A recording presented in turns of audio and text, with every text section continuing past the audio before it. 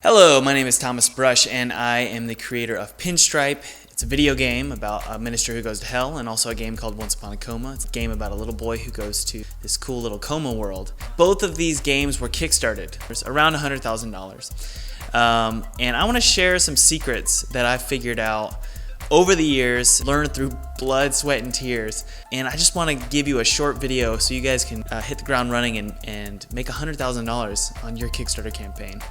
So the first secret to making a $100,000 Kickstarter campaign is just have a polished prototype.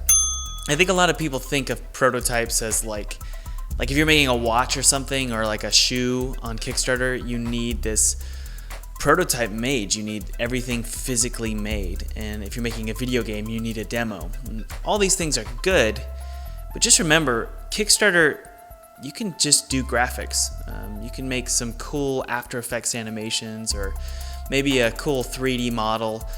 As long as it looks pretty, and as long as you believe that you can get it done, then just use graphics. Just use a cool little prototype image. Obviously, you need to follow through, right? So, and that can be scary, right? When I released the Once Upon a Coma campaign, for example, I had like a 20-minute demo. And I'm promising like a 3 to 4 hour game at least. That's a scary thing, but I guess I know that I can do it. And especially now with the support from the Kickstarter backers, I know I can do it. So really just make sure your polish is really high, but your quantity and your size, it can be really small. Think of your polished prototype as kind of like a diamond. It's really small, but it's really polished, really pretty. All right, the second secret to having a $100,000 Kickstarter campaign is, guys, you need to research like crazy. Now, this sounds like an obvious thing. It doesn't sound like a secret, but I guess the part of this that's a secret is how long you should be researching before the campaign. Believe it or not, I spent 2 to 3 months researching before I launched my Kickstarter campaign, both for Pinstripe, and even though I thought I knew what I was doing after the Pinstripe campaign, I spent 2 to 3 months before my Once Upon a Coma campaign as well. It was a lot of research, and I was reading blogs, and I was watching videos like this one. I was reaching out to Kickstarter campaign creators who were successful in the past. I was having Skype conversations with them. You really got to just spend the time to look into where you might not fully understand, or maybe you don't have the right expertise or knowledge in certain things. And trust me, you don't know everything about making a Kickstarter campaign. You know that feeling when you should check your bank account balance, or you should check your oil, or you should step on the scale and to see how you're doing physically, or how's your health, or going to the doctor. It sucks seeing where your flaws are. But if you don't look at where you're flawed, you're gonna fail. And so that's especially true with something like Kickstarter. Kickstarter is a very vulnerable state. When you click launch, you better make sure you know exactly what you're doing and where your flaws are. Because your whole family is gonna see, your friends gonna see, they're all gonna see whether or not this campaign is successful. So you certainly don't wanna fail in front of the whole world, right? So research, spend 2 to 3 months just researching. If you got a full-time job or you're a full-time student, I totally understand. I was in the same position when I launched my first campaign. But what I did was I woke up early and I would study and look into exactly what makes a good Kickstarter campaign. I did that through my lunch break. I would come home, and I was married and had 2 dogs. And I was still asking, do you mind if I go research and figure out how to make a successful Kickstarter campaign? And we both knew that Kickstarter research was the priority here. The third secret to making a $100,000 Kickstarter campaign is cross-promotion. Again, this one doesn't really sound like a secret, right? But I want to tell you my secret cross-promotion technique, and it was amazing. When I first launched the Once Upon a Coma campaign, I was funded in a single day. $28,000 raised in a single day because of this specific cross-promotion strategy. Basically, what you want to do is, in the first 24 hours of your campaign, incentivize other Kickstarter campaign backers, so other campaigns that are similar to yours. incentivize those backers to come to your campaign within the first 24 hours. So an incentive could be something free or it could be a discount. In the case of Once Upon a Coma, the incentive was, if you support Once Upon a Coma in the first 24 hours, you get a free copy of my previous game, Pinstripe. And believe it or not, that just exploded on the first day. So how do you get campaigns to post updates about your campaign? What I did was I reached out to, it was like 20 campaigns, maybe even 30 campaigns that were previously successful, that were already done, that were similar to my campaign. This was prior to launch. I met with the creators over Skype, and you kind of become friends with them, you have a conversation for 30 minutes, learn from them, ask their advice about your campaign. And at the very end of the conversation, what I did was I simply asked if they would be willing to post an update about my campaign. If they agreed, I sent them some copy and a button that said, check out the preview campaign. So in this button, it would send their backers. Maybe they have 3,000 backers, that was typically the amount that these updates were being sent to, about 3,000 backers per campaign.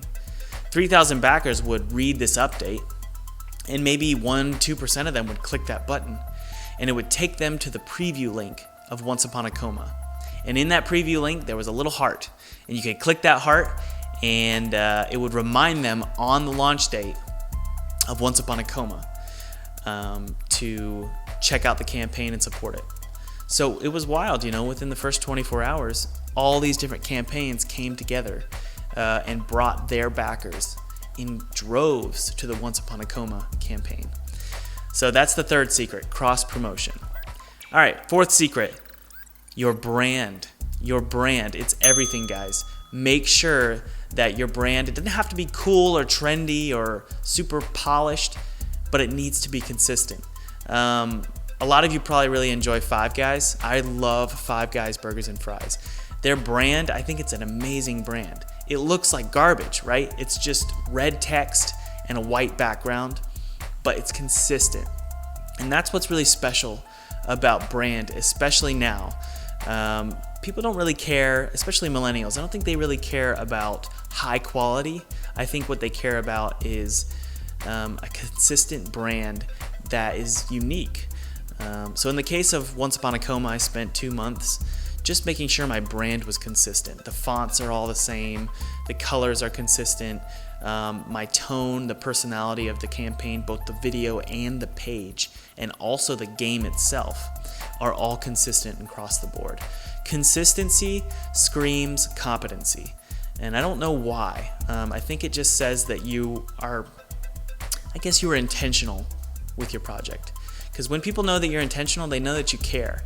And I think that gives you some credibility, and they want to trust you and support you. It's a big thing to support a project on Kickstarter because you're giving money to an idea and to someone you don't even know.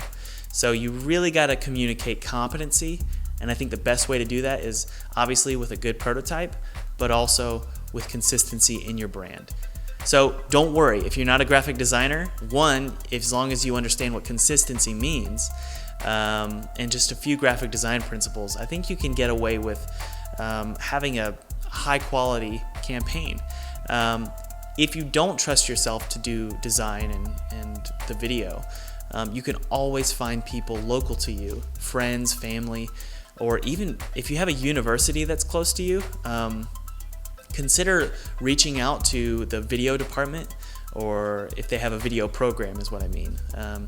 Reach out to those students or the dean there and ask if they'd be willing to, as maybe a side project, get some of their students involved in helping you make this Kickstarter video. Hiring interns is another thing, graphic design interns that will help with your campaign. The fifth secret to creating a $100,000 Kickstarter campaign is keep it personal. Don't be afraid to keep it personal. So before I recorded this video, I had another video that I was going over the same topics, and I was, rigid. I was following a script, and I didn't really want to be myself because I felt kind of insecure a little bit. Now I feel good because I already went through that video. And so I started talking, and I realized I'm not being myself. So my point in saying that is it's really hard to be yourself, especially when people are watching. So just, I guess, practice being yourself. Don't think, when you're making the campaign, don't think about people watching it. Just think about having fun and being yourself. Not only do you need to be confident in who you are, because that's really the only way that you can be personal, is being confident. Another thing you can do is be strategically personal. So when you're writing your script, and you should definitely write a script, find nuggets of beauty in your story. So what are some things about your story that can make your product more personal? Because in Kickstarter, the backers are not supporting a product, they're supporting a person. And that's worth repeating. In Kickstarter, people are not supporting a product, they are supporting a person, okay? You want to find pieces of your story that will resonate with backers. The thing about me is I don't have a bad life. I don't really have a hard life. I'm pretty privileged, and I'm thankful for that. I've had a great life, but both of my Kickstarter videos, I was able to find pieces of my story that were really tough, that were hard for me, and that were difficult emotional hurdles that I had to cross. And I knew that those would resonate with my backers. So in the case of Pinstripe, in the script, I made sure to mention how long I had worked on Pinstripe. That was 5 years of development. I think at the time, actually, it was 4 years. In total, once I launched, it was 5.5 years. So by the time the Kickstarter campaign launched, it was 4 years of working on a game. And part of me thought, do not mention this because that doesn't give you credibility. Why have you been working on this so long? And I actually had an agency who helps advise Kickstarter campaigns. They told me, I sent them the campaign, they said, do not mention this. Do not mention your weaknesses. People want competency. And I said, nah, I'm gonna keep it personal. So I told that part of my story, and that's what resonated with people. That's why $106,000 was raised. In the case of Once Upon a Coma, I really had a hard time knowing what I wanted to share with my backers, because this was my second time around.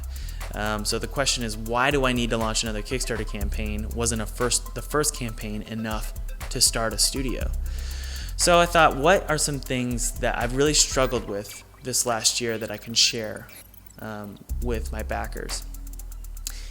And the truth is that I was burnt out. I didn't want to make games anymore, and I kind of felt like I needed to be making more money for my family. We had just found out we were pregnant, me and my wife, and so we had a baby girl on the way. And I was really worried, and I thought, I need to abandon this whole video game story. This is kind of silly. I need to grow up, and I need to get a real job, maybe with AAA. And I thought, that's a really powerful message. And I'm going to make sure that I share that in my Once Upon a Coma Kickstarter video. So that's how I kept it personal, and it pays off, guys. You want to be honest. I think it's true. The truth sets you free, and I think it sets other people free. When they hear truth in your voice, when they hear that you're being real, I think it means something. It means that you're willing to open up, and like, here's the thing, right? If you're going to open up your wallet to somebody, you want them to open up their heart to you. That's a good quote. You need to write that down. If you want to open up, if you want someone to open up their wallet to you, you need to open up your heart to them. Man, that's a good quote. Is that not awesome? I think I just made that up. Maybe if I'm famous one day, I'll get a little poster made of that. Okay, I think that's everything. Keep it personal. That's the 5th secret. Guys, my name is Thomas Brush. I really appreciate you watching this video. There's a 6th secret, and this is actually a really big one, but I'm not going to give it to you for free for this video. On the Patreon link in the description, I have a Patreon page. Click that link, and if you subscribe to my Patreon, one of the rewards will give you access to the bonus sections of my videos. In these sections are different secrets that I've learned in the industry that I want to share with my Patreon supporters. But in the meantime, guys, please subscribe, hit the like button, and I love talking to you guys in the comments section. So write in the comments maybe how much you hate me, or how ugly you think I am, or questions and maybe some positive statements, and I will interact with you in hopefully a timely, happy manner. So thank you guys for watching. Take it easy. See you later. Bye. All right, so some of you subscribe to Patreon. Thank you so much for subscribing to Patreon. That means the world to me. Let's talk about that sixth secret to launching a $100,000 Kickstarter campaign.